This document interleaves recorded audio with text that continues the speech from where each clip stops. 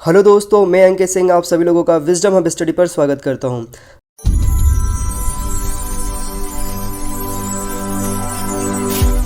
नमस्ते, मैं अंकित सिंह आप सभी लोगों का विजडम हब स्टडी पर स्वागत करता हूं। आज हम परिचर्चा करेंगे। इस परिचर्चा का जो हमारा सेगमेंट है ये चौथा पार्ट है। इसमें हम डिस्कस करेंगे जो टॉपिक्स रहेगा, जैसे कि हमने अपने जो पोस्टर्स जारी किए थे उसमें आप लोगों ने देखा होगा। तो उसमें जो हमारा विषय रहेगा वो रहेगा कि किस प्रकार से अफ़गानिस्तान में जो तालिबान का जो कब्ज़ा हो गया है, उस तालिबान के कब्ज़े के बाद किस प्रकार से आगे की जियोपॉलिटिक्स बदलने वाली है। इसको लेकर के हमने पहले भी सेशंस किए हैं अतुल जी के साथ और हर्षित जी के साथ। तो आज जो फिर से हम जो सेशन करेंगे उसमें ये देखेंगे कि भारत की आगे की विदेश नीति क्या रहती है। तो उसमें आज फिर से जो हमारे गेस्ट रहेंगे वो रहेंगे अतुल मिश्रा जी, जो कि एक अच्छे खासे नॉलेज रखते हैं, इन्फॉर्मेशन रखते हैं पूरे मिडिल ईस्ट और देश से विदेश में क्या किस प्रकार से जियोपॉलिटिक्स बदल रही है। तो हम उन्हें यहाँ पर जोड़ते हैं। अतुल जी, मैं आपका स्वागत करता हूँ विजडम। नमस्ते, मैं आपका स्वागत करता हूँ विजडम हब स्टडी के पेज पर। Thank you sir, thank you. तो अतुल जी जो है यहाँ पर BU बरकतुल्लाह यूनिवर्सिटी से इतिहास में ग्रेजुएशन कर रहे हैं। और इसके बाद में अतुल जी इस बार मैं आपसे मतलब इंट्रोडक्शन के लिए बोलूँगा कि आप अपने बारे में बताएं, क्योंकि व्यक्ति जब खुद के बारे में बताता है तो कुछ उसके पास ज़्यादा जानकारियाँ निकल के आती है। तो आप अपना इंट्रोडक्शन खुद दें इस बार। हाँ, जैसे कि मेरा इंट्रोडक्शन अगर अपन कहें तो अभी ग्रेजुएशन में है, थोड़ा देश विदेश के मामले में थोड़ा रुचि रखते हैं। बाकी लिखते पढ़ते रहते हैं और इन्फॉर्मेशन मतलब अच्छा लगता है विदेश नीति के बारे में, इंडिया का क्या चल रहा है उन सब के बारे में जानने में। तो बस यही अपना इंट्रोडक्शन है। और एक वही है कि अफजल गगरी छलकत जाए तो शायद अपने साथ वही चीज़ है। एग्जैक्टली देखिए, ये बात सही है कि हम लोग पढ़ते हैं किताबों में से, पेपरों में से, न्यूज़ में से कुछ निकालते हैं, और यही जो अदगत गगरी झलकत जाए की जो बात आती है ना, यहीं से वो गगरी किसी दिन भर जाती है और फिर वही भर करके और जो ये नॉलेज है ना लोगों में डिस्ट्रीब्यूट करती है। बिल्कुल अतुल जी, हम आज जो हमारा तालिबान और अफगानिस्तान का जो मुद्दा है इसको लेकर के हमारा पूरा थर्ड सेशन है। इससे पहले जो पहला सेशन था वो मैंने और आप दोनों ने मिलकर के डिस्कस किया था, और जो सेकंड सेशन था उसमें हर्षित सिंह जी के साथ हम लोगों ने डिस्कस किया था, जो कि उन्होंने वहां पर एक सैन्य जो डायमेंशंस हो सकते थे उसको लेकर के हमने डिस्कस किया था।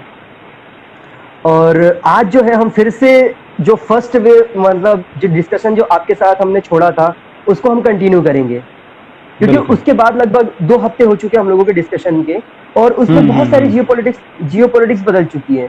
क्योंकि जब हमने डिस्कशन किया था उस समय तालिबान की सरकार नहीं बनी थी उस समय, और उस समय पंजशीर में भी लड़ाके जो थे वो कोशिश कर रहे थे लड़ने के लिए। और अब ऐसा दायरा आ चुका है कि तालिबान ने एक इंटरिम गवर्नमेंट फॉर्म कर लिया है, और इसके बाद पंजशीर से भी लगभग वो खत्म हो चुके हैं। जो मतलब अमरुल्ला सालेह और जो उनके साथ जो भी शेर और पंजशीर कहे जाते थे, उनके जो बेटे थे वो यहाँ से हट चुके हैं। तो बेसिकली अब हम कह सकते हैं कि हम इस बात से इग्नोर नहीं कर सकते, ना मना कर सकते कि अब पूरी तरीके से तालिबान अफगानिस्तान में आ चुका है। बिल्कुल। तो अब इसके ऊपर आपका नजरिया क्या है? आपने जो रिसर्च किया है पिछले कुछ दिनों में, अब आप अपने जो विचार है, जो पॉइंट्स है, जो आप समझते हैं, वो हम कोशिश करेंगे कि लोगों तक पहुंचाने का प्रयास करें। अपने पिछली बार अपन ने लाइव किया था तो उस बनी थी नहीं, तो बहुत चीजें निकल के आनी बाकी थी अभी, तो मतलब उतनी इंफॉर्मेशन नहीं निकली थी। तो अभी तो उनने सरकार बना ली, और अगर आपने देखा होगा तो इसमें पाकिस्तान ने पूरा हस्तक्षेप किया, चाहे उसका ISI चीफ का काबुल जाना हो, फिर उसी दिन पंजशीर गिरना, मतलब पंजशीर में उन्होंने स्ट्राइक करी वगैरह वगैरह। और मुल्ला बरादर को उन्होंने उप प्रधानमंत्री का पद दिया। यस, यानी कि मुल्ला बरादर की जो एक तरह छवि बनाई जा रही थी कि वो हेड ऑफ स्टेट बनेगा, राष्ट्रपति बनेगा, वो तो कुछ बना नहीं। और अभी हमने न्यूज भी सुनी कि उसको गोली मार दिया हक्कानियों ने, जो क्लैश हुआ था, इनर क्लैश। और पता नहीं अब मतलब कुछ सोर्स जैसे ईरानियन सोर्स भी है, या जो अफगान के लोकल सोर्स है उन्होंने कहा कि उसकी डेथ हो गई है। मैंने बहुत जगह देखा। और उसके बाद इन सब र्यूमर्स के बाद भी मुल्ला बरादर का अभी तो कोई अता पता चला नहीं है। ना मुल्ला बरादर का पता चल रहा है, ना जो जिसको कहते थे कि हेड ऑफ स्टेट बनेगा मुल्ला अख्तुंजदा, जिसके साथ अमेरिका ने डील साइन करी थी। वो पिछले 2 साल से कहीं नहीं दिखा है खून जगह। हाँ। तो सोचो अमेरिका ने किससे डील टाइम करी है, पहली बात। और दूसरी बात, अभी मतलब रिसेंट अभी अपने जो लाइव कर रहे हैं, 1 घंटे पहले न्यूज आई है कि यूरोपियन यूनियन ने अहमद मसूद को इनवाइट करा है अपने पार्लियामेंट में। तो यानी जो अपन ये समझ रहे हैं कि पंजशीर वाला रेजिस्टेंस खत्म हो गया, तो मुझे लग रहा है कि ये जारी रहने वाला है। अब इनको धीरे धीरे समर्थन मिल रहा है। अभी मैंने कुछ 2 घंटे पहले न्यूज देखी थी कि यूरोपियन यूनियन ने उनको इन्वाइट करा है कि आप हमारे पार्लियामेंट में आइए। तो जाहिर सी बात है, इन्वाइट करने का मतलब है कि वो अभी सपोर्ट कर रहे हैं, चाहे मोरली ही कर रहे हो, लेकिन जब बात आगे बढ़ेगी तो शायद लॉजिस्टिक या फिर पैसों की मदद सपोर्ट करें। और तीसरी चीज मुझे ये लगा कि जो पाकिस्तान ने एक साथ अमेरिका को भी मुल्क बनाया और इंडिया का तो खेल ही नहीं, इसमें कुछ खास खेल नहीं बचा इंडिया का। तो अब अपन बात करेंगे कि जो पाकिस्तान की, मतलब एक अपन कहते हैं कि पाकिस्तान भिखारी मुल्क, मतलब पैसे तो उनके पास खुद ही नहीं है, उन्होंने इतना बड़ा गेम कैसे कर लिया। और अमेरिका ने इतना सपोर्ट क्यों करा पाकिस्तान को, ये जानते हुए कि ये बिन लादेन पाकिस्तान में था, ये पूरा तालिबान का दो टॉप लीडरशिप क्वेटा सोरा जिसको बोलते हैं, सब पाकिस्तान में छुपे रहते थे। मुझे ये लगता है कि पाकिस्तान एक कंट्री तो है, लेकिन एक पाकिस्तानी जो माइंड सेट है ना, जो अमेरिकन एलिट क्लास में भी वो माइंड सेट विद्यमान है। इनका माइंड सेट में क्या होता है कि अमेरिका, मतलब अब बताऊं कि एक इकलौता मुल्क है पूरी दुनिया में, जहां जो एक वो बोलते हैं ना, भारत में वोकिज्म बोलते हैं कि बहुत वोक और लिबरल लोग, तो वो लोग इतने डिफेंसिव हो जाते हैं चीज को लेके। तो उनको लगता है कि जो सबसे पीड़ित कौम है, पहले पे आते हैं ब्लैक, दूसरे पे आते हैं एलजीबीटी और तीसरे पे आते हैं मुस्लिम कौम, तो सबसे पीड़ित कौम है। तो उनकी एक सहानुभूति रहती है इनको लेके, पाकिस्तान को लेके, जो उनकी एलिट क्लास है। क्योंकि चाहे ट्रम्प आए, चाहे बाइडन आए, चाहे ओबामा और बुश, पॉलिसी तो वही बनाती है जो एलिट क्लास है, जो वहां की नौकरशाही है। तो उनके मन में ये पाकिस्तान को लेके एक वो भाव रहता है कि ये सताए हुए लोग हैं। और कुछ जो इस्लामिक लोग जो अंदर बैठे हुए हैं, इल्हान उमर टाइप के, तो देखिए सर, भले 56 इस्लामिक देश में कोई राष्ट्र जो, मतलब जैसे सऊदी का प्रिंस मोहम्मद बिन सलमान, ये पाकिस्तान को सीरियस ना लेते हो, लेकिन जो आम जनता है वहां की, वो पाकिस्तान को इसलिए सीरियस लेती है क्योंकि 56 कंट्री में पाकिस्तान वाहिद मुल्क है जिसके पास परमाणु है, एटम है। तो वो एक पाकिस्तानी माइंड सेट है जो दुनिया को डोमिनेट करता है, चाहे अमेरिका हो चाहे चाइना हो।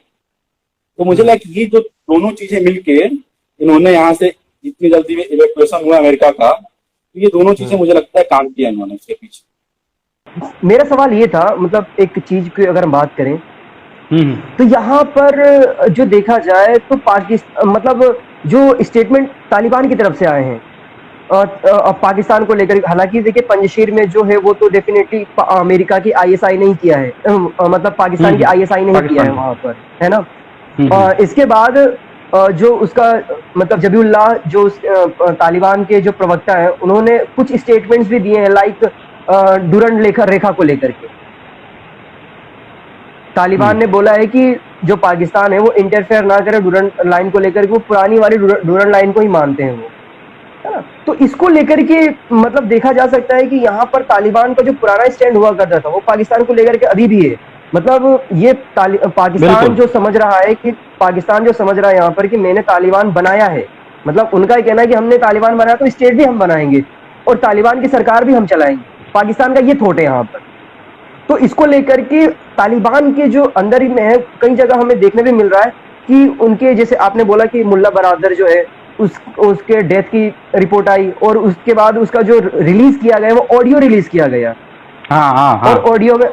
और ऑडियो में हम क्या भरोसा करें, ऑडियो में तो मिमिक्री इतने सारे लोगों की हो जाती है, ऑडियो में मिमिक्री इतने सारे लोगों की हो जाती है, इतनी सारे साउंड चेंज हो सकते हैं, तो हम उस पर क्या भरोसा करें। तो इन सब चीजों को लेकर के हम किस तरीके से सोच सकते हैं कि क्या मुल्ला बरादर जिंदा है या उसको सच में जैसी अफवाहें आ रही वैसा हो गया। और तालिबान का डुरंड लाइन को नजरिए में रख करके पाकिस्तान के प्रति क्या नजरिया रहेगा आने वाले समय में। तो सर मुल्ला बरादर की जहां तक बात है, तो मैंने कल गौर किया था कि इन्होंने 2 डिप्टी प्राइम मिनिस्टर रखा है। हाँ। एक मुल्ला बरादर है, एक पता नहीं कौन, उसका नाम नहीं याद आ रहा है। तो अगर इनको पता होता कि मुल्ला बरादर सही सलामत हो तो मुझे नहीं लगता कि 2 डिप्टी प्राइम मिनिस्टर रखने की जरूरत पड़ती इनको। हाँ, मेरे तो ये हिसाब भी से तो छुपा ऐसा कर है रखें कि कि मैंने इसको एक नया शब्द दिया है। एक एसी के साथ एक कूलर, मतलब एक हीटर के साथ एक एसी और 2 कूलर। हाँ बिल्कुल बिल्कुल बिल्कुल वही इनका चल रहा है। तो सर पाकिस्तान छुपाने में माहिर है, जो आईएसआई है ना, ये हाँ। बातें मतलब जब मुल्ला उमर मरा था तो 3 साल तक पता था कि वो जिंदा है। अभी जो अल जवाहिरी इनने अमेरिका ने बोल दिया कि हमने मार दिया, वो अभी जिंदा निकला। तो पाकिस्तान सर छुपाने में चीजों को माहिर है। और सेकेंड चीज आपने बताया कि डूरन लाइन का, तो सर देखो जो तालिबान है मेनली पश्तून पॉपुलेशन है ना। हाँ, तो अगर पश्तूनों को आपको समझना है तो जैसे कि एक हमारे यहाँ हिंदुओं में मनुस्मृति होती है, तो पश्तूनों की एक किताब है पश्तून वली। तो वो लोग चाहे कुछ भी कर लें, चाहे कोई भी देश हो, अफगानिस्तान हो पाकिस्तान हो, लेकिन चाहे पाकिस्तान के पश्तून हो चाहे अफगानिस्तान के पश्तून हो, वो दोनों अपने को एक ही मानते हैं। वो तो डूरन लाइन बीच में इन्होंने खींच लिया, और फिर वो एक अभी सुनने में आया कि उन्होंने जाले लगाए हैं पूरे की, ताकि अंदर ना आए। तो खैर वो सब मुझे नहीं लगता कि तालिबान इनको मानेगा। और जो तालिबान को अभी क्या है, पाकिस्तान की जरूरत है, चाहे एयरपोर्ट सुधारने में हो या फिर जो भी कुछ, तालिबान को फिलहाल पाकिस्तान की जरूरत है। तो वो अभी कुछ नहीं करेंगे ज्यादा पाकिस्तान को, लेकिन जो अपन ने अभी देखा, जो टीटीपी है, तहरीके तालिबान पाकिस्तान, इनका खुद का, इनके पास अभी करीब 5-6 दिन पहले मैंने देखा था कि इन्होंने हमला किया था स्नाइपर से पाकिस्तान आर्मी पे। अब आप बताओ कि एक आतंकवादी स्नाइपर से हमला करते हैं, और स्नाइपर से हमला करने का मतलब ये कि सामने वाला वेल प्रिपेयर्ड है, क्योंकि स्नाइपर वाले को हवा की विंड स्पीड हर कुछ मामले में लेके काम करना पड़ता है। तो टीटीपी के पास स्नाइपर कहां से आया? तो जो तालिबान है वो टीटीपी को फिलहाल हथियारों से सपोर्ट कर रही है। और टीटीपी सर बहुत मतलब मोरली तो गलत होगा, लेकिन वो पाकिस्तान की बैंड बजा देंगे सर। ये तो उनके जनता के साथ गलत होगा, लेकिन यही उनका काम है, क्योंकि उन्होंने जो भस्मासुर पाल रखा है पाकिस्तान ने खुद में, तो सर आने वाले टाइम उनको तो जलाएगा ही जलाएगा वो। और आप देखो कि जो कराची शहर और क्वेटा शहर, इन सब में पश्तूनों की पॉपुलेशन ज्यादा है। मतलब बलूचिस्तान में बलोच कम है, कराची में सिंधी कम है, पश्तून ज्यादा है। करीब 10 करोड़ पश्तून यहाँ है, क्या बोलते हैं, पाकिस्तान में है, और 2 करोड़ पश्तून अफगानिस्तान में। तो आप ही सोच लो किसकी आबादी ज्यादा है यहाँ पे। हाँ, अच्छा, इसमें अतुल जी एक और चीज मुझे कंफ्लिक्ट देखने में आई, मतलब जब मैंने रिपोर्ट्स को कवर किया बहुत सारी चीजों को लेकर के। अगर देखिए, भले ही पाकिस्तान यहाँ पे आगे बढ़कर के बार बार तालिबान को ऐसे बड़ा भाई के रूप में दिखाने की कोशिश कर रहा है, लेकिन तालिबान के जो लीडर्स है वो इस चीज को बिल्कुल एक्सेप्ट नहीं कर रहे, क्योंकि अभी जब पाकिस्तान ने उनको सपोर्ट के लिए, मतलब फाइनेंशियल सपोर्ट के लिए बोला कि आप पाकिस्तानी करेंसी का हम आपको देंगे, तो तालिबान ने मना कर दिया, है ना। तालिबान ने मना कर दिया। इसके बाद तालिबान ने ये भी बोल दिया कि आप हमारे इंटरनल मैटर में ज्यादा रुचि मत लो। बिल्कुल। जिस तरीके से वो पाकिस्तान के मतलब पाकिस्तान अफगानिस्तान के माध्यम से इंडिया को काउंटर करने की कोशिश कर रहा है, क्योंकि उसने शुरू में यही बोलना, इसका प्रयास था कि इंडिया के जो भी इन्वेस्टमेंट है वो तालिबान खत्म कर दे। उन्होंने किया नहीं। तो इन सारी चीजों को लेकर, हाँ, उसने नहीं किया। इवन इंडिया को इनवाइट किया। अब हम देख सकते हैं, भले ही पहली जो मतलब एक ऑफिशियल जो मीट हुई थी कतर में, दीपक शर्मा जी हमारे जो एम्बेसडर थे वो थे, और शेर मोहम्मद इस्ताकंजई, जो दोनों के बीच में जो भी वार्ताएं हुई, दोनों के बीच में जो भी वार्ताएं हुई थी, तो हालांकि उस नजरिए से, पाकिस्तान के नजरिए से वो तो उनके लिए एक फेलियर था ये, और हमारे नजरिए से एक तरीके से हम उसे छोटी बहुत कुछ जीत कह सकते हैं पाकिस्तान के नजरिए से अगर देखा जाए तो। बिल्कुल। तो इसको लेकर के हम क्या करें मतलब एक तो उन्होंने करेंसी यूज करने से मना कर दिया, दूसरा उन्होंने बोला कि आप हमारे इसमें ज्यादा इंटरेस्ट मत लो। इन सारी चीजों को लेकर के हम क्या देखें, मतलब यहाँ पे पाकिस्तान का नजरिया क्या होगा और हमारे लिए क्या फायदा हो सकता है इस चीजों को लेकर के? हाँ सर देखो, तालिबान का जो गुट है ना, जो तालिबान का गुट है, वो 1996 वाला तालिबान नहीं रहा, क्योंकि तालिबान में भी 2 फैक्शन है। एक वो है जो ग्राउंड पे लड़ता है, और एक वो है जो दोहा में जाके बिस्लेरी की बोतलों से पानी पीते हैं, मस्त होटलों में रहते हैं। तो एक जो लीडर एलिट क्लास भी तालिबान में एलिटिज्म बढ़ रहा है धीरे धीरे, जो शेर मोहम्मद इस्टेनक हो गए, मुल्ला बरादर। तो ये लोग, इन्होंने दुनिया देखी है कि दुनिया से कैसे काम लिया जाता है। अब तो तालिबान को पाकिस्तान क्या दे सकता है सिवाय हथियार के और भाईचारे प्यार मोहब्बत के? क्योंकि सर देश तो भाईचारे प्यार मोहब्बत दे सकता नहीं, उसके लिए पैसे चाहिए। पैसे कौन दे सकता है? चाइना तो सर आपको फ्री में पैसे देगा नहीं। पैसे जो फ्री में जो एड देने की बात आती है वो इंडिया ही दे सकता है कायदे से इस रीजन में, और किसी के पास है नहीं। पाकिस्तान खुद बिका हुआ है। तो जो उसकी जो लीडरशिप है, टॉप लीडरशिप, जो एशटेनकजई हो गए, मुल्ला बरादर, ये लोग चाहते हैं कि फॉरेन इन्वेस्टमेंट आए अफगानिस्तान में। लेकिन जो पाकिस्तान ने खेल क्या करा है उनके साथ कि जो हक्कानियों को इन्होंने बैठाया है ना मंत्रिमंडल में, ये सर पूरे के पूरे प्रो पाकिस्तानी है, क्योंकि इनका जन्म पाकिस्तान में हुआ है। और एक पाकिस्तान में जैसे कि एक भारत में दारुल उलूम देवबंद चलता है, तो पाकिस्तान में दारुल उलूम हक्कानिया, जहाँ के सब पढ़े लिखे हैं। तो जो ग्राउंड फोर्सेस जो लड़ रही हैं उनको पाकिस्तान से सहानुभूति है, लेकिन जो लीडरशिप है तालिबान की, जो एलिट क्लास जो दोहा में बैठी है, उनको पता है कि देश चलाना है तो हमें फॉरेन इन्वेस्टमेंट चाहिए, और पाकिस्तान होकर कुछ भी करने नहीं दे सकता है। पाकिस्तान खूब करेगा तो चाइना को बैठा लेगा, जो मतलब एक दलालिया काम होता है कि चाइना बैठ जाए और अफगानिस्तान बैठ के बातें कर लें, ये पाकिस्तान बस कर सकता है। पाकिस्तान उनको पैसे नहीं दे सकता अफगानिस्तान को, तो इसीलिए वो ये एक चीज तो ये है। दूसरी चीज, डूरंड लाइन के चक्कर में वो लोग पाकिस्तान को नहीं मानते हैं। तो इंडिया को फायदा यही होगा कि, लेकिन उनके साथ तालिबान के साथ ये लोग मतलब बातचीत जारी रखें बैक स्टेज से, ऐसा नहीं कि सीधे जाके मान्यता दे दें या फिर कुछ। एक चीज तो ये, और सेकंड चीज, इंडिया को फिलहाल तेजी नहीं दिखानी चाहिए, क्योंकि क्या होता है कि फॉरेन पॉलिसी में अगर आप, या फिर आम तौर पे अगर आप अपने तरफ से किसी को अप्रोच करते हैं तो उसको पता होता है कि सामने वाले ने मेरे को अप्रोच करा, यानी सामने वाले को मेरी जरूरत है। तो अभी चाहिए इंडिया को वो तब तक चुप रहे जब तक तालिबान खुद इंडिया के पास नहीं आता। मतलब बिल्कुल जो डायलॉग बंद करने की बात नहीं कह रहा मैं, लेकिन अभी फिलहाल वेट एंड वॉच की सिचुएशन में रहे।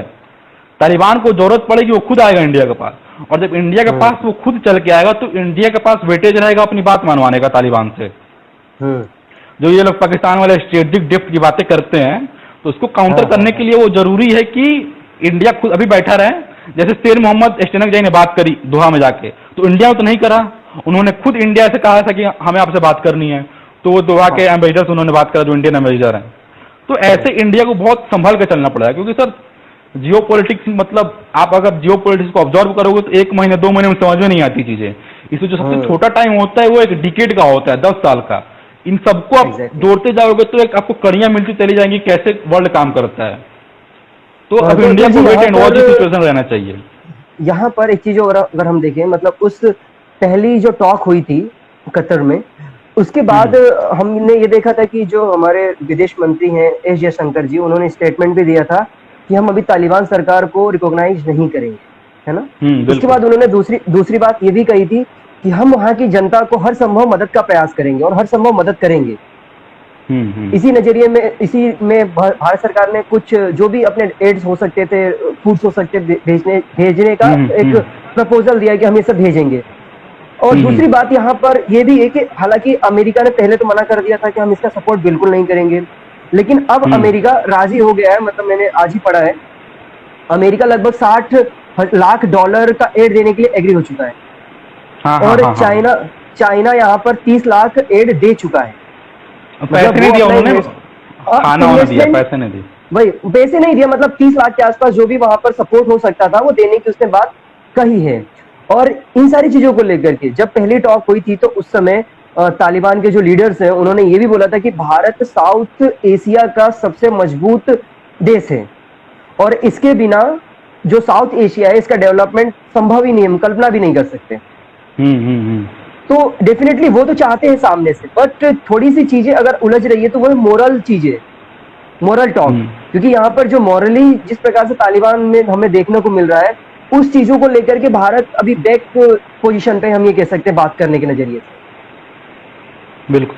तो सर अब अमेरिका की आपने बात करी कि वो कुछ दे रहा है, जो पैसे जो भी एड दे रहा है, तो सर अमेरिका का यही तो मतलब डबल कैरेक्टर आप बोल सकते हो कि एक तरफ दुनिया में डेमोक्रेसी का चैंपियन बना फिरता है, तो बात वही आती है कि लास्ट में अमेरिकन इंटरेस्ट मैटर करता है ना।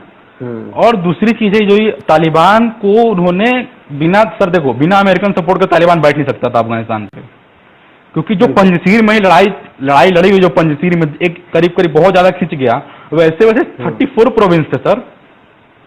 तो अगर कहे कि अमेरिका बिल्कुल भोला भाला है, कुछ नहीं जानता है, तो सर वैसा होता नहीं है। अमेरिकन इंटरेस्ट मैटर करता है, और जो उन्होंने हथियार छोड़ के आया है अमेरिका वहां पे, तो सब तालिबान जाहिर सी बात है कोई इंजीनियर नहीं है, कोई डॉक्टर तो है नहीं, वो लोग, उनको क्या आता है, गोली चलाना, औरतों को मारना। तो सर जो हथियार उनके हाथ में, उनका कुछ तो करेंगे ही वो करेंगे, है ना। और वो किसको डिस्टर्ब करेंगे? बगल में चाइना है, तो चाइना चाहता है कि आप हमको डिस्टर्ब ना करो, बदले में पैसे दे दो। जो एक तुर्कमेनिस्तान, ईस्ट तुर्कमेनिस्तान मूवमेंट है उनका चाइना में जो फैल रहा है, जाहिर सी बात है, क्योंकि तालिबान का ऐसा तो है नहीं कि एक टॉप लीडरशिप बैठ कर सबको कंट्रोल कर लेती है। वो जो नीचे के जो गुट लड़ाके लोग हैं, वो तो सर आपके कंट्रोल में है नहीं, किसी कंट्रोल में। तो अमेरिका मतलब तालिबान को अब इसलिए पैसे दे रहा है कि अब तालिबान का यूज करेगा वो चाइना के खिलाफ, क्योंकि अब अल्टीमेटम मतलब चाइना ही अमेरिका की इकलौती राइवलरी बची है पूरे वर्ल्ड में। और अमेरिका को हम कह रहे थे कि वो उसका छवि गिर रही है, लेकिन वो अपने आप को रिपोजिशन कर रहा था सर, अमेरिका सही हटा था वहां से, लेकिन अपनी प्रेजेंस बनाए रखे हुए, चाहे वो तालिबान हो, क्योंकि सर देखो बनाए सब अमेरिका का ही है। आज भले कोई कुछ भी बोल ले कि हम ISIS है, सभी अमेरिका के पैसे से चलने वाले, बिना अमेरिका कोई कुछ नहीं कर सकता। तो अमेरिका अपना गेम खेलेगा ही खेलेगा। और रही बात इंडिया की, तो मुझे लगता है कि तालिबान उतना मतलब कुछ करेगा, क्योंकि वो उसको पता है कि इंडिया अब 1990 वाला तो रहा नहीं कि आप आओगे तो इंडिया लड़ेगा, तो मतलब एक छेड़खानी नहीं करेगा इंडिया के साथ वो तालिबान फिलहाल। लेकिन वही बात है कि तालिबान लीडरशिप तो नहीं करेगी, लेकिन जो लड़ाके हैं उनका क्या, वो सर रीजन तो डिस्टर्ब होगा ही होगा।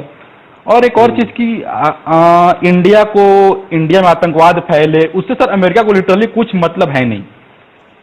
अमेरिकन इंटरेस्ट मैटर करता है। जब अपन जाते थे, मतलब जब 9/11 अमेरिका पे हमला हुआ, तभी अमेरिका ने पूरी दुनिया में आतंकवाद का ढिंढोरा पीटा। उसके 15 साल पहले से इंडिया में जो हालात बन रहे थे, तो इंडिया अमेरिका से कहता था, तो ये कहते थे कि आपकी लॉ एंड ऑर्डर की दिक्कत है, आप खुद संभालो। तो बात फिर वही आ जाती है कि अमेरिका को मतलब नहीं है कि इंडिया में बम फूटे, उसको मेन टारगेट करना है चाइना को, चाहे वो साउथ चाइना सी में हो, चाहे वो अफगानिस्तान के माध्यम से हो। तो बात ये है कि अमेरिका इसीलिए डबल गेम खेल रहा है, और हथियार छोड़ के आने का कारण भी उसका यही है। और जो एक वार मशीन चलती रहेगी। यहाँ पर जैसे अमेरिका के रोल की अगर हम बात कर रहे हैं, तो जहां तक पूरी अभी इन मतलब हमारे जो विदेश मंत्रालय है उसके जो प्रवक्ता हैं, उन्होंने प्रेस रिलीज जारी किया है, जिसमें से मोदी जी जो है अमेरिका जा रहे हैं 24-25 तारीख को, है ना। अब वहां पे जा रहे हैं तो डेफिनेटली इस चीज को लेकर के बात होगी, और वो यूनाइटेड नेशन को एड्रेस भी करेंगे, क्योंकि भारत वैसे भी इस समय मतलब एक अध्यक्ष बना हुआ है। तो क्या हम ये मान सकते हैं कि मोदी जी इस मुद्दे को बोलेंगे उस समिट में, या जो भी इवेंट होने वाला है, और क्या इस मुद्दे को उठाएंगे? क्योंकि ऐसे चेयरमैन है आप, जिम्मेदारी तो बनती है। क्योंकि अभी तक मोदी जी ने, प्रधानमंत्री PMO ऑफिस ने तालिबान के ऊपर एक शब्द नहीं बोला है अभी तक, और ना ही एक ट्वीट किया है। तो हमें बहुत उम्मीदें हैं इस विजिट से। और पिछले कोविड के बाद देखा जाए तो बड़ा सा ये पहला विजिट दौरा है। बांग्लादेश के साथ हमने किया था, वो कोई ज्यादा बड़ा नहीं था, वो तो हमारा पड़ोसी देश ही था, है ना, बंग बंधु के लिए जो हमने किया था 100 वर्षों का। लेकिन ये एक बहुत बड़ा दौरा होने वाला है। और जिस देश ने अभी एशिया को छोड़ा है, मतलब अफगानिस्तान को, हम उसके साथ मिलने जा रहे हैं। और बाइडेन जो कि प्रधान राष्ट्रपति बने हैं अमेरिका के, उनके साथ पहली टॉक होगी। तो इससे हम क्या उम्मीदें लगा सकते हैं इस पूरी की पूरी दौरे से? सर अनफॉर्चुनेटली मुझे नहीं लगता कि तालिबान को ऐसे ओपन मंच से क्रिटिसाइज करेंगे, चाहे कोई भी देश इंक्लूडिंग अमेरिका। वो ये बोल सकता है कि थोड़ा मोरल सपोर्ट कम करे, और मोदी जी जो टर्म यूज करेंगे तालिबान नहीं, हो सकता है खूब कर ले तो वॉर अगेंस्ट टेरर वाली बात, जो टेररिज्म से हम लड़ेंगे, ये तो जाहिर सी बात है, वो हरदम बोलते रहते हैं। तो तालिबान को खुल के क्रिटिसाइज नहीं करेंगे, क्योंकि इंडिया को भी अपने इंटरेस्ट देखना है अफगानिस्तान में। क्योंकि सर जाहिर अनफॉर्चुनेटली विदेश नीति में लोगों की जिंदगी मैटर नहीं करती, इंटरेस्ट मैटर करता है, बहुत करवा सकते हैं। तो मुझे लगता है मोदी जी का, मुझे लगता है कि जो मेन फोकस होने वाला है क्वाड पे होने वाला है, जो ऑस्ट्रेलिया, जापान, अमेरिका, इंडिया का है। क्योंकि अभी कुछ दिन पहले, शायद 2 दिन पहले जयशंकर में बोल दिया है कि एस जयशंकर साहब ने कि नाटो की उतनी अहमियत रह नहीं गई अब। तो मुझे लगता है कि अमेरिका भी ये देखेगा कि जो एक नया नाटो बनाने की जो बात क्वाड में हुई है, जो क्वाड यानी जो साउथ चाइना सी को चारों तरफ से एक तरफ से घेरता है, नीचे चाइना, नीचे ऑस्ट्रेलिया, उधर जापान, इधर इंडिया, और चाइना को घेरने के लिए। हाँ। तो मुझे लगता है कि क्वाड जापान की जो सिक्योरिटी है वाला जो अमेरिका में जाने वाला मोदी। मेरा ये कहना है, जैसे अभी ये जहां अभी जो अभी अमेरिका के साथ जो अभी कह सकते हैं कि यूनाइटेड नेशन में ये मीटिंग होने वाला है, एक समिट जो होने वाला है, उसके बाद उम्मीद जहां तक ये है कि क्वाड का भी होने वाला है, क्योंकि इसमें इंडिया की तरफ से भी स्टेटमेंट कुछ जारी किए गए हैं और जापान की तरफ से भी किए गए हैं। अभी ऑस्ट्रेलिया का कोई भी ऑफिशियल स्टेटमेंट नहीं आया है। नहीं, उसकी विदेश मंत्री इंडिया में आई थी एक दिन पहले।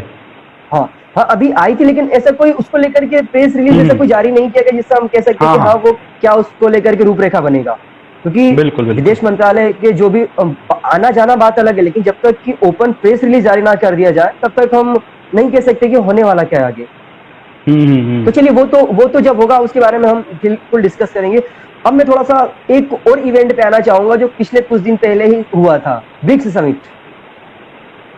और ब्रिक्स समिट में इंडिया ने भी तालिबान के ऊपर ऐसा कुछ बोला नहीं, ना ही अमेरिका को बोला, और उसमें बाकी के जो अदर कंट्रीज है, अफ्रीका है और साउथ अफ्रीका, इसके बाद ब्राजील है और चीन भी है इटसेल्फ खुद में उसमें, तो इनने कुछ नहीं बोला। हाँ, लेकिन यहाँ पर व्लादिमीर पुतिन ने जरूर बोला, और वो भी अमेरिका के खिलाफ।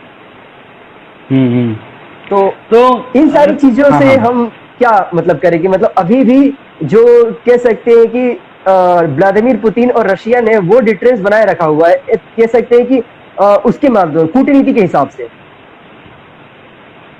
हाँ सर, पुतिन जो खिलाड़ी है वो मतलब वर्ल्ड में मुझे लगता है उससे ज्यादा माहिर खिलाड़ी मतलब कोई लीडर फिलहाल वर्ल्ड में है पुतिन से ज्यादा। तो वो खेल तो जरूरी है कि खेल ही रहा है वो, लेकिन एक चीज अगर हम ब्रिक्स समिट की बात करें, तालिबान की बात करें, तो तालिबान ने जो एक चीज जो एक इंडिया को मौका दिया है कि फिर से आप देखें तो ईरान, रसिया, इंडिया एक साथ आ रहे हैं।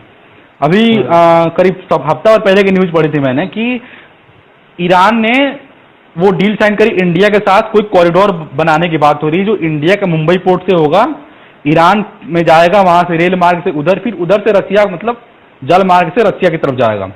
तो ब्रिक्स समिट तो उतना आउटपुट नहीं निकाल पाए मतलब तालिबान को लेकर, क्योंकि सब अभी वेट एंड वॉच की सिचुएशन में, चाहे चाइना हो, इंडिया हो, रसिया हो। रसिया जाहिर सी बात है अमेरिका के खिलाफ बोलेगा ही बोलेगा, और उस टाइम पे जब अमेरिका डल हो रहा है तो रसिया तो पूरा फायदा उठाएगा उसका। पुरानी राइवलरी रही है उन दोनों की।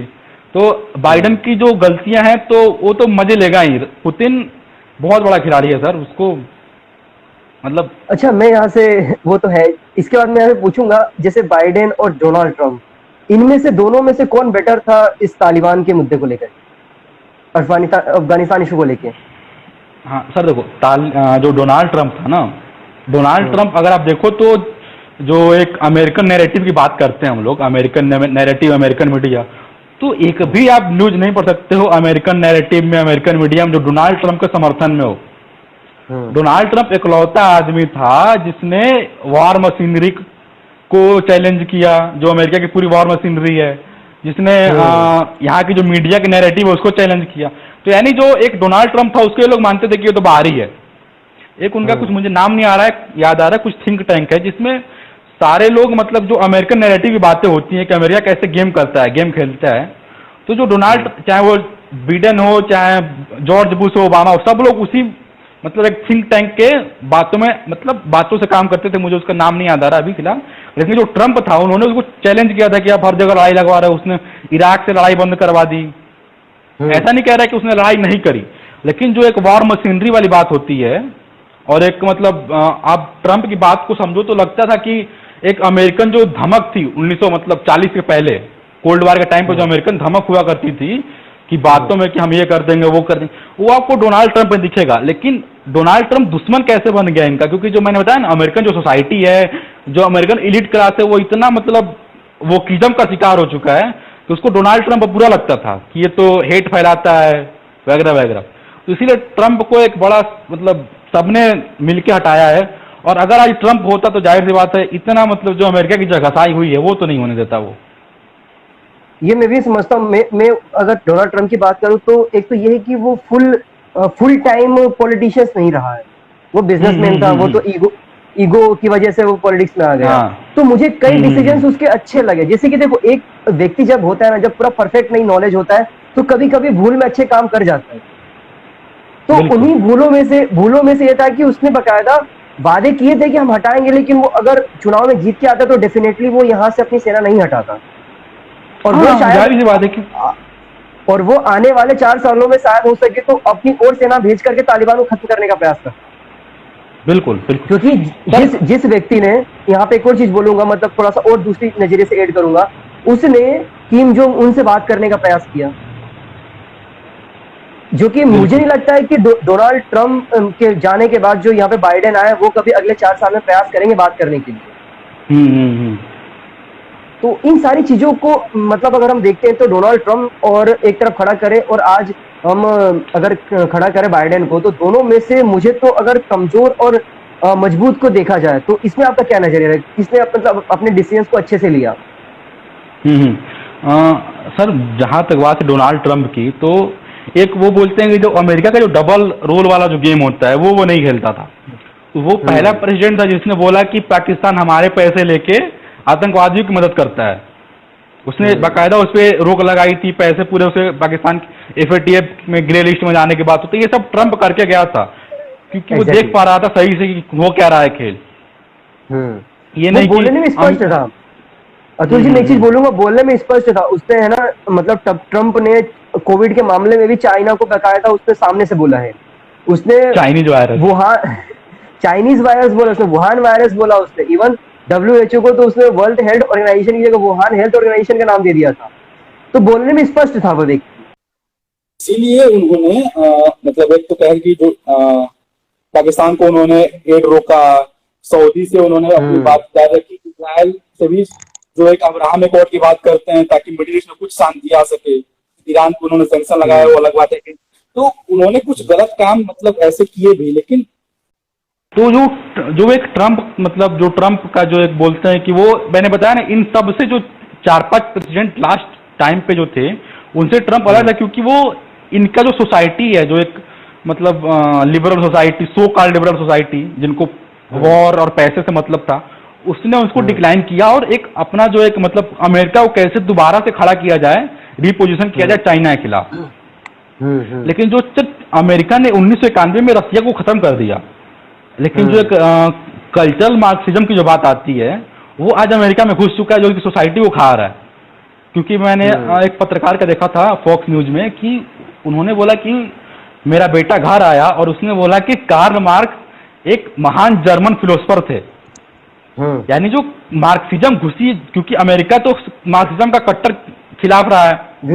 एग्जैक्टली पूरी लड़ाई लड़ी उसने, वही पूंजीवादी का समर्थक रहा है, कैपिटलिस्ट मॉडल। बिल्कुल बिल्कुल। लेकिन अब जो कल्चरल मार्क्सिज्म जो घुसा अमेरिकन सोसाइटी में, तो उनको अब ये ट्रंप बिल्कुल पसंद नहीं आ रहा था।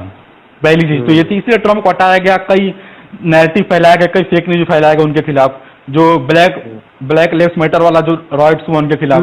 तो ये सब एक बाकायदा छवि खराब किया गया। और अफगानिस्तान की जहां तक बात आपने बोली, तो सर 2000 मैंने एक न्यूज पढ़ रहा था, मतलब एक रिपोर्ट थी कि 2011 के बाद से वहां पे मात्र 90 अमेरिकी जो सैनिक थे वो शहीद हुए हैं अफगानिस्तान में। क्योंकि जितने ऑपरेशन करी थी उसके बाद सारे अफगानी आर्मी ने करे थे ऑपरेशन तालिबान के खिलाफ, जिसमें करीब 70,000 अफगान आर्मी मरी, लेकिन मात्र 90 अमेरिकन आर्मी की शहीदी हुई, वो भी कई लोग एक्सीडेंट में मरे, रोड एक्सीडेंट में। और सबसे कम इनकी करीब 2000 के आसपास सेना थी मात्र अफगानिस्तान में। तो मुझे नहीं लगता कि ऐसी कोई जरूरत थी निकल के भागने की इतनी जल्दी में। ये तो था, तो ये तो हम सही कह सकते हैं। वो हम तो ये समझ सकते हैं कि एक बैकडोर एग्रीमेंट था ये, क्योंकि इसमें जो भी लीडर्स थे ना तो उसका कोई डॉक्यूमेंटेशन सामने आया। हमारे देश में अगर कुछ भी होता है तो डॉक्यूमेंट भारत सरकार पहले ट्विटर पे डाल देती है। बिल्कुल। इनका ना कोई ऑफिशियल चीजें हैं और ना ही इनका कोई ऐसा ऑफिशियल हैंडल है जहां से हम कर सके। ज्यादा से ज्यादा वो जबीबुल्ला आते हैं और कुछ बोल के चले जाते हैं, वन साइडेड बोल के चले जाते हैं। उसमें कोई प्रेस वार्ता भी नहीं होता कि कोई प्रेस कॉन्फ्रेंस आपने करा तो कोई आपसे क्वेश्चन राइज करके पूछे। तो ये सारी चीजें हैं, हमें देखने को तो मिलेंगी और आगे आकर के। अच्छा, इसमें एक और चीज है जो मैं थोड़ा सा हम पीछे आते हैं, अलकायदा पे। अभी एक और नया वीडियो सामने आया है अलकायदा का, जो सेकंड सरगना अल जवाहिरी का, जिसका खबर आ रहा था कि लास्ट टाइम पे दिसंबर वो 2020 में उसकी डेथ हो गई थी, और ये एकाएक प्रकट हो जाते हैं ऐसे लोग। तो इसका जो सामने आया, और वो भी किस दिन आया, 9/11 के दिन, उस दिन इसका वीडियो सामने आता है।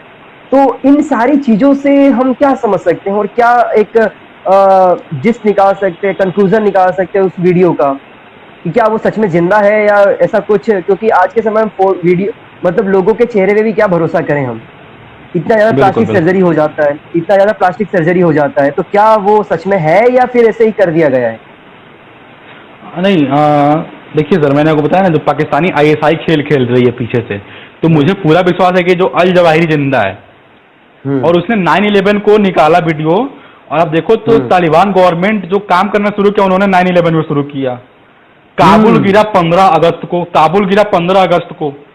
तो ये जो मैसेज वाली जो डिप्लोमेसी चल रही है पाकिस्तान की, जो मैसेज के माध्यम से दुनिया को संदेश दे रहा है, नंबर और डेट 15 अगस्त भारत का आजादी है, लेकिन तालिबान घुसा काबुल में 15 अगस्त के दिन।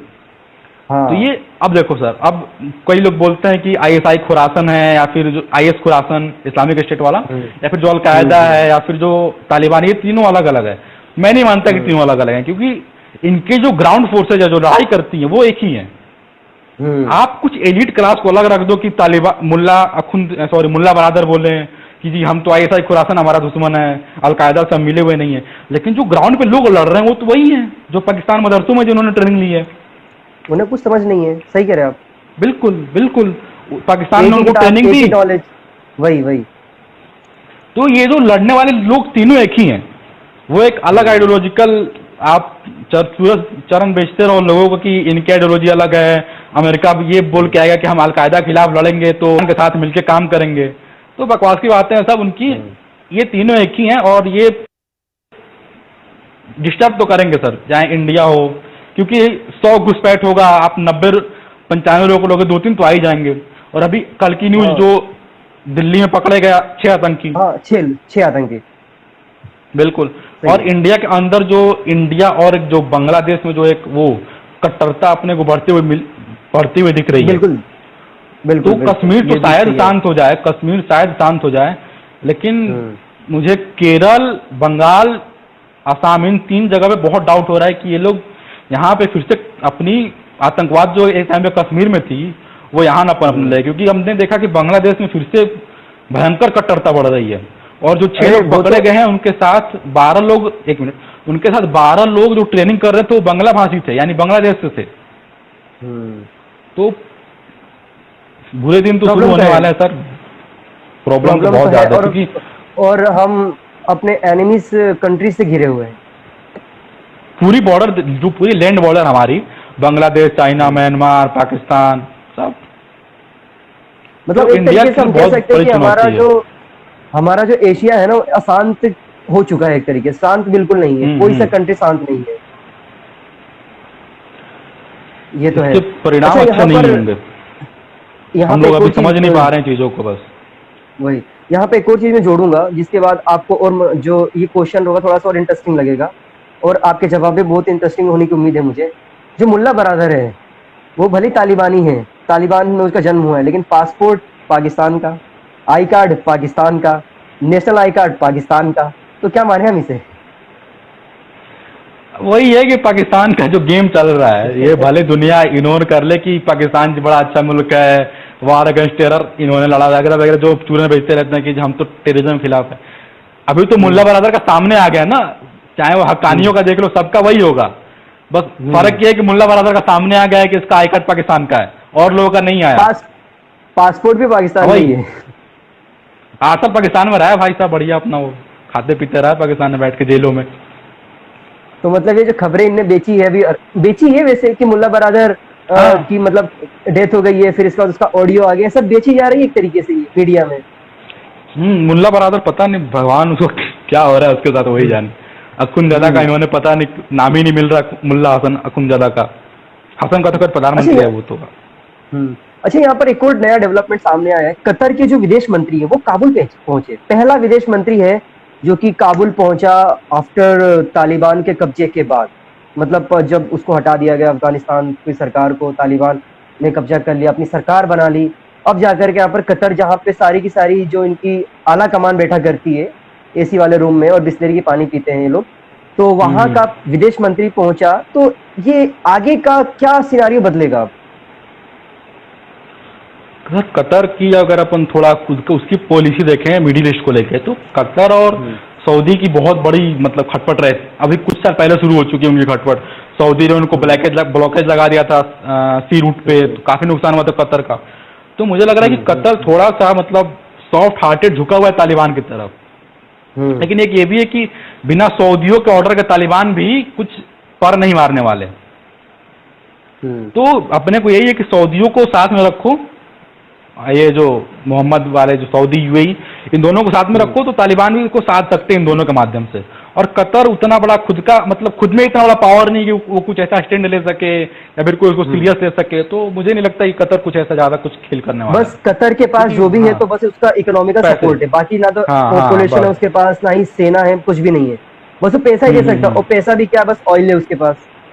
हाँ, तो वो भी बस मिलने आया होगा कुछ, शायद मुझे लगता है जहां तक ये लोग उस पर काम कर रहे हैं अपना एयरपोर्ट की सिक्योरिटी को लेके, या फिर जो भी टेक्निकल टर्म के बारे में जो भी कुछ बातें होंगी कि देश चलाने में कुछ हो सकता है, कुछ हेल्प करें वो लोग अपने डिप्लोमेट्स भेज के या फिर कुछ करके। अतुल जी, मेरा यहाँ पे एक सवाल और है कि कतर, यूएई और सऊदी अरब, ये देश क्यों हमेशा से ये जो एक यूनाइटेड नेशन की जो लिस्ट है उसमें जो टेररिस्ट होते हैं, मोस्ट वांटेड टेररिस्ट, इनको ये पनाह दे देते हैं? ये कंट्री ऐसा क्यों कर रहे हैं? जैसे अभी हम तालिबान की सरकार की बात करें तो उनके जो भी लीडर्स थे आला कमान से, वो कतर में बैठे हुए थे, और अब यूएई में चले जाते हैं, सऊदी अरब में चले जाते हैं, ये इस कंट्रीज में चले जाते हैं और यहाँ की पुलिस प्रशासन या जो भी गवर्नमेंट है, जो भी इनके लॉ है, इनके खिलाफ कुछ भी नहीं करती है। और इवन ना तो वो यूनाइटेड नेशन को ऐसा कुछ इंफॉर्मेशन देती कि वो व्यक्ति है कहाँ पर। ऐसा क्यों करते हैं ये देश? सर, इस्लाम निकला है सऊदी अरब से था, तो ये तो सर नेशन स्टेट की जो थ्योरी है वो इस्लाम में तो है नहीं, ये तो वेस्टर्न थ्योरी है कि हम बट गए। क्योंकि जो एक मुस्लिम ब्रदरहुड की बात आती है मुस्लिम उम्मा की, तो मुस्लिम उम्मा में तो ये लोग चाहे अलकायदा हो, चाहे आईएस हो, चाहे तालिबान हो, चाहे कोई भी हो, वो तो एक मतलब क्या बोलते हैं उनको, जंगी लोग हैं जो अल्लाह की बात मानते हैं, दुनिया में सरिया। तो सर जाहिर सी बात है वो लोग देंगे, इनको पनाह तो देंगे ही देंगे, वो तो जाहिर सी बात है। क्योंकि वो सर मैंने बताया ना, जो पाकिस्तानी इस्लामी माइंडसेट है, चाहे वो अमेरिका का मुसलमान हो, चाहे स्पेन का मुसलमान हो, चाहे फ्रांस का मुसलमान हो, उनको 99, मैं नहीं कह रहा सब, लेकिन 99% की जो माइंडसेट है वो इसी दिशा में चलती है। क्योंकि सर बचपन से मैंने कई लोग मुस्लिम दोस्तों, मतलब जो मेरे बचपन में, मतलब ऐसे इंटेंशनली मैंने उनसे बात नहीं करी, लेकिन मैंने उनको बताया कि मदरसे में आप लोग क्या पढ़ाया जाता है, तो एक टर्म आता है कि अफजल, कि मदरसे में बताया जाता है कि आप तो अफजल हो, यानी आप सही हो, बाकी सब गलत है। आपका एक किताब सही है, बाकी सब किताब गलत है। तो वो जो माइंडसेट है, तो इनका पनाह देंगे क्योंकि इनके पास पैसे हैं, सामने वाला लड़ने को तैयार है, आप पैसे दे रहे हो, आपका काम चल रहा है, मतलब जो प्रॉक्सी वार बोलते हैं जिसको टर्म में, तो वो सऊदी अरब। लेकिन मुझे लगता है कि अभी की जो सऊदी अरब है, मेनली सऊदी अरब, वो शायद इन चीजों को लेकर टॉलरेट नहीं करेगा, क्योंकि मोहम्मद बिन सलमान थोड़ा सा तानाशाह है। मैं नहीं कह रहा कि वो बड़ा लिबरल प्रोग्रेसिव माइंड है, लिबरल नहीं है, तानाशाह ही है, लेकिन उसका माइंड प्रोग्रेसिव है। क्योंकि मैंने बताया था पिछली बार कि इनकी जो माएँ जो निकली थी पढ़ने के लिए विदेशों में, तो जाहिर सी बात तो वो साइंस तो पढ़ी नहीं होंगी, उन्होंने पढ़ी होगी ह्यूमैनिटी सब्जेक्ट, इतिहास, भूगोल, तो उनको चीजें समझ में आई होंगी कि बातें कहाँ से कैसे चलती हैं। और जैसी माँ की शिक्षा होती है वैसे बेटे की शिक्षा होती है। तो अब अधिकांश, चाहे पाकिस्तान के अधिकांश लोग इनको गाली देते रहते हैं मोहम्मद बिन सलमान को कि ये वैसा है, ये वैसा है। तो इसीलिए अभी आप देखो कि सऊदी का कोई एक स्टेटमेंट नहीं आया अभी तक इनको लेके। वही इसलिए तो मेरा सवाल था कि ये कुछ कंट्रीज ऐसे हैं जो हमेशा से पनाहगार बन जाते हैं इन लोगों के लिए, और ये सक्षम है। अगर पाकिस्तान की बात करें तो हमेशा से पनाहगार बना है और उसके पास कोई फाइनेंशियल सपोर्ट नहीं रहा है, लेकिन ये देश आर्थिक रूप से सक्षम है।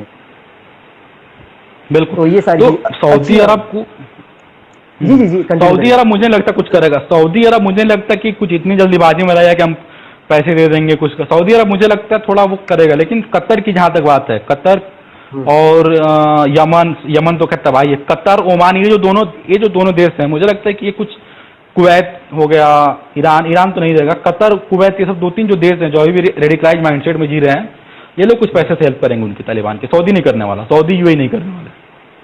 ये अच्छा, चलिए फिर मैं थोड़ा सा इसको एक अलग एंगल में लेके जाने की कोशिश करूंगा। जैसे कि अभी पाकिस्तान बार बार तालिबान, मतलब मैंने एक आर्टिकल्स पढ़ा था वेद प्रकाश जी का, जो कि फॉरेन रिलेशन को बहुत अच्छा खासा लिखते हैं वो। उनके आर्टिकल्स में ये बताया गया कि पाकिस्तान जो तालिबान को बार बार इसलिए बातें उठा रहा है ताकि वे लोग उइगर मुसलमानों के ऊपर बार बार ना हो, उनको डिस्टर्ब करने का या उनको इंगेज रखने का प्रयास इसलिए कर रहा है कि जो चाइना में जो उइगर मुस्लिम्स हैं उनके ऊपर ही बात ना उठा दे, क्योंकि मुसलमान देख करके वो बातें उठाने की कोशिश करेगा, और जैसे उठाने की कोशिश करेगा तो जो चाइना है वो फिर से एक अनस्टेबल हो जाएगा, वो वाला एरिया उसका। तो क्या ये वाला एंगल बिल्कुल सही है? और चाइना कितना भी उनको सपोर्ट कर ले या कितना भी उनको में वहां में इन्वेस्टमेंट कर ले, उनको खाना पहुंचा दे, लेकिन अगर मुसलमान की बात आएगी तो तालिबान तो बिल्कुल सपोर्ट नहीं करेगा। सर देखिए, चाइना वो बहुत चालाक कंट्री है, तो वो खुद को कुछ करेगा नहीं। मतलब जो हार्ड पावर बात करते हैं, फिर जो डायरेक्ट धमकाने वाली बात करते हैं कि आप ये करोगे तो वो इसलिए पाकिस्तान को कर रहा है कि पाकिस्तान के माध्यम से वो अपनी मतलब बातें मनवाने की कोशिश कर रहा है। मतलब में कुछ डॉलर दे देगा पाकिस्तान को के लिए भाई, या फिर जो अगर चाइना को कभी ऐसा अपन ने देखा कि अगर कुछ उइगर मुसलमानों के बारे में तालिबान कुछ छेड़खानी करता भी है तो चाइना डायरेक्ट नहीं उतरेगा पाकिस्तान पाकिस्तानी आर्मी उतरेगी तालिबान को लेके, मतलब उइगर मुसलमान के डिफेंड करने के लिए, मतलब उनको चाइना को डिफेंड करने के लिए चाइना कभी नहीं उतारेगा अपनी आर्मी। वही होता है, अमेरिका ने भी।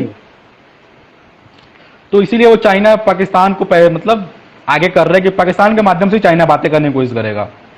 और ये खेल अभी तो शायद ना कर ये लोग, तालिबान ये खेल तब कर सकता है जब वो थोड़ा स्टेबल हो जाए, 2-3 देशों का समर्थन मिल जाए, तब कुछ वो खेल कर सकता है। क्योंकि अब तो मुझे कम ही चांस है कि शायद तालिबान अब अफगानिस्तान से जाए कभी, मतलब कभी का मतलब कि आने वाले 4-5 साल, मुझे नहीं लगता। हाँ 4-5 साल भी हमने बहुत कम बोल दिया है। हाँ, क्योंकि पंजशीर को भी स्ट्रांग होने में टाइम लगेगा, चाहे वो फिर अमरुल्ला साले की वो लोग पंजशीर में ही है, लेकिन थोड़ा वो पहाड़ों पे चले गए हैं एक्चुअली। अच्छा अतुल जी, यहाँ पर एक वीडियो भी जारी किया गया है जो कि तालिबान के द्वारा जारी किया गया है, ऐसा मीडिया के माध्यम से पता चला है कि उन्होंने अमरुल्ला साले के घर में जब उन्होंने कब्जा किया तो वहां पे कुछ सोने के बिस्किट्स मिले हैं 70 करोड़ के आसपास, मतलब अमेरिकन डॉलर्स को जब कन्वर्ट करें रुपीस में तो 70 करोड़ के आसपास पैसे मिले हैं। तो क्या ये एक प्रोपोगेंडा है या फिर? हाँ, वो पाकिस्तान की मीडिया ने निकाला था और तालिबान ने इसका खंडन किया कि ऐसा कुछ नहीं मिला है हमें। अभी कल रात में मैं देखा था तालिबान ने, हाँ वही करता रहता है, वही गेम खेलने का प्रयास कर रहा है हर जगह। उनके जो ये एंकर लोग बैठे रहते हैं ना, जो अलग की दुनिया में रहते हैं ये लोग, कि ऐसा हो जाएगा तालिबान कश्मीर ला के देगा, उन्हीं का खेला ये सब।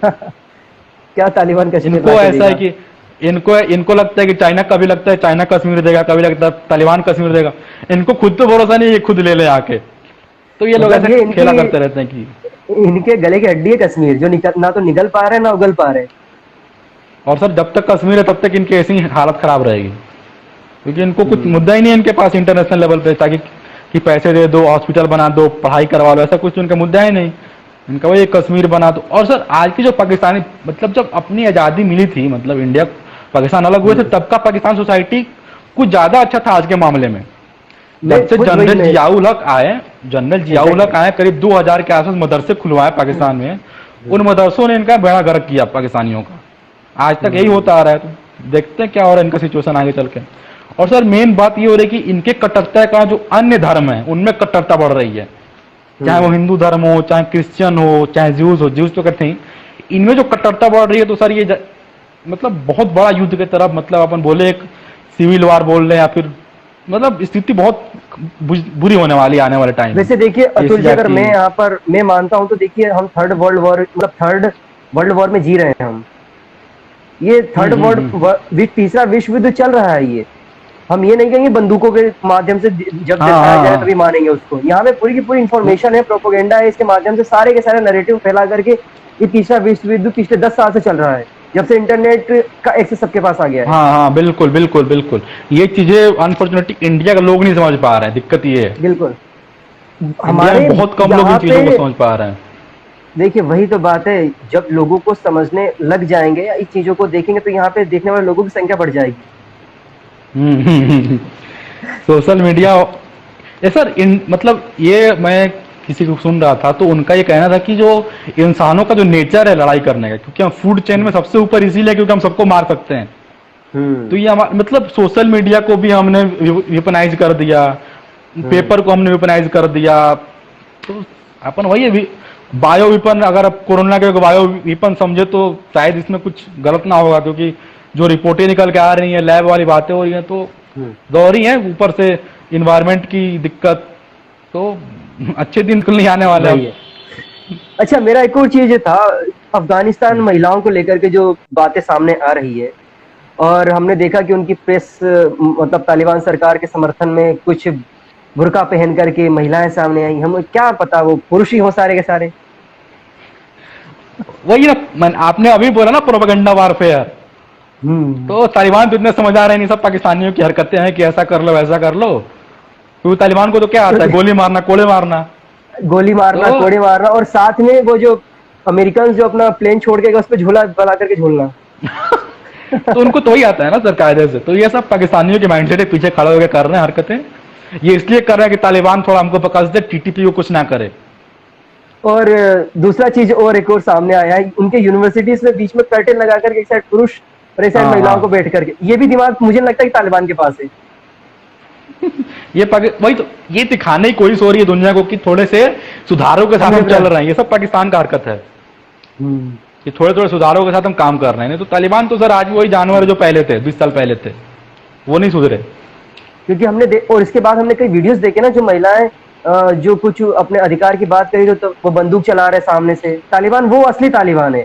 ये जो पाकिस्तान दिखाने की कोशिश कर रहा है, वो एजेंडा के माध्यम से चाहता है कि कम से कम 10-15 देश जो है मुस्लिम वाले 56 में से, वो उसको रिकॉग्नाइज कर दे। हाँ वही, वो मतलब महिलाओं की बात करें अफगानिस्तान में तो हालत तो सर खराब होने वाली है। मतलब तो हम क्या कोई दो भविष्य राय माने? नहीं है। अगर हम अपने इस पूरी की पूरी जो डिस्कशन किया, इसको हम अगर अंतिम पड़ाव पे पहुंचे, तो हम क्या कंक्लूजन माने कि कुछ नजरिया बदले देश का, और जो देश में एक आर्थिक गरीबी फैली हुई है, क्योंकि सारे देशों में बेतहाशा महंगाई बढ़ रही है, लोगों के पास पैसा नहीं है, जॉब जा रहे हैं, और इसी को लेकर के लोगों के बीच में मतलब एक सिक्योरिटी की भावना भी आ रही है, सुरक्षा की भावना भी आ रही है। तो इन सारी चीजों को लेकर के हमें क्या एक अंतिम डिसीजन के माध्यम से कुछ फैसला लें, या एक कुछ ऐसी बातें रखें जिसके माध्यम से पीस की तरफ जाए बातें? हाँ सर, अपन होप तो कर सकते हैं, लेकिन मुझे भविष्य सही नहीं लग रहा। इंडिया का भी मैं बता रहा हूँ, तालिबान पाकिस्तान तो खैर, इंडिया का भी भविष्य मुझे एक सही नहीं लग रहा। क्योंकि हम अभी भी जी रहे हैं कि सब सही है, सर्वे भवन्तु सुखिनः सर्वे सन्तु निरामया। वो जो एक हमारी जो एक सिविलाइजेशनल फेलियर अभी आज के ज़माने में जो साबित हो रही है, तो होप है कि सही होगा, लेकिन परिणाम मुझे सही नहीं लग रहा। क्योंकि जो एक कहते हैं, जो जीत है इंडिया की, वो हमसे दूर जाती जा रही है सर। तो अगले, मैं ऐसे नहीं बोल रहा कि कल ही कुछ होने वाला है, लेकिन अगले 15, 20, 25 साल की बात करें तो मुझे स्थिति थोड़ी खराब होती दिख रही है इंडिया की, इंडिया के भी। मतलब और जैसे सुधारना चाहिए इंडिया को, वैसे इंडिया स्टेप नहीं ले रहा कि जैसे उसको काम करना चाहिए जिस लेवल पे जाके, चाहे इंडिया के लोग हो चाहे इंडिया की गवर्नमेंट हो, कोई भी। अतुल जी, यहाँ पे एक चीज बात ये भी है ना कि हम भी तो प्रोपोगेंडा वाली जिंदगी में जी रहे। हमारे देश में भी तरह तरह के प्रोपोगेंडा चलाए जाते हैं, चाहे वो महंगाई को लेकर के हो जाए, नौकरी को लेकर हो जाए, स्वास्थ्य को लेकर के हो जाए, हर तरह का नैरेटिव। यहाँ पे मीडिया भी भागों में बटी हुई है, कोई सरकार समर्थक है, कोई सरकार विरोधी है, सही बात कोई नहीं दिखाता हमें। सच्चाई का मतलब तो युग ही खत्म हो गया है, अब समझ। कुछ इनके हैं कुछ उनके हैं, दोनों आपस में लड़ रहे हैं।